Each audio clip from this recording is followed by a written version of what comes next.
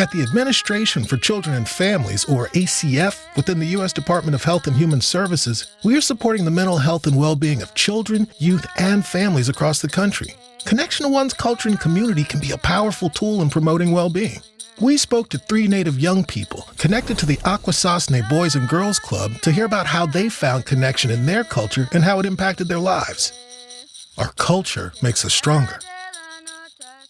My name is Lowen, and that translates to his words are precious. I'm Mohawk from my mother's side, and my father's side, his mother is Choctaw.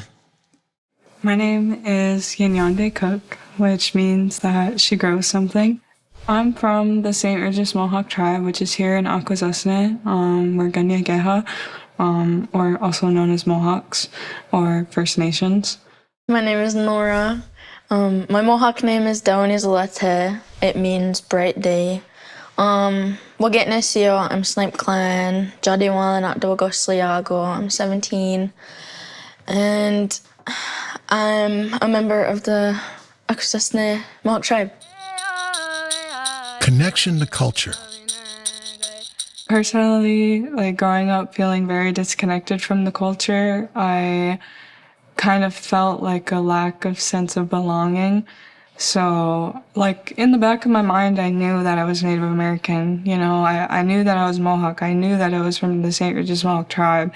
I knew, this baseline of me, I'm Wolf Clan. I got my name from the Longhouse, but I don't know the culture. I don't know our teachings. I don't know songs, dances, anything. And I felt very, very lost. I have a big family, so we're always having birthdays or family gatherings or whatever. And I spent some of my time at the dinner table speaking with them, asking them. I ask a lot about their past and how they were as kids and stuff. It helps me feel connected to them, and it helps me still feel connected to my background because they know a lot more about the culture than I do. Try and find someone, or try and get close to someone that grew up with their culture, or someone that is practicing their culture already.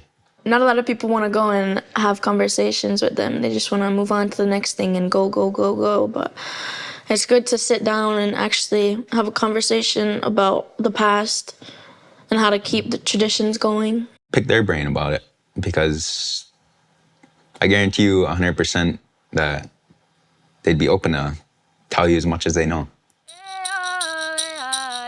Connection to community.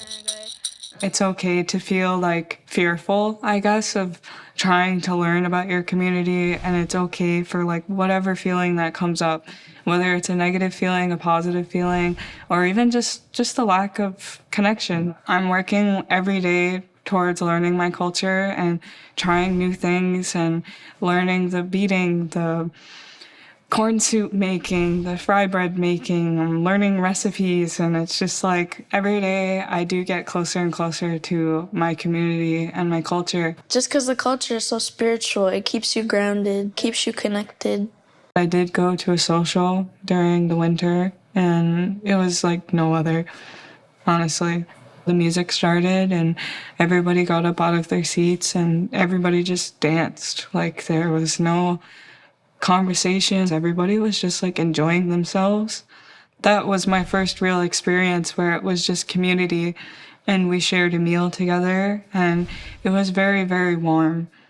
And that's what I remember from it. Everybody being very warm and welcoming, and everybody just had smiles on their face, and it was just humans being humans. Power of connection. I think it's just very important to learn the songs and the dances and stuff. It's definitely very empowering when you get involved. Anytime I finish a pair of beaded earrings, I feel wow, I just did that. I feel strength when I do things like that. I would encourage young people to get involved, take that leap of faith and start somewhere, even if it's just learning how to bead or reading about your culture online, or seeing what other communities are doing, or attending your first powwow.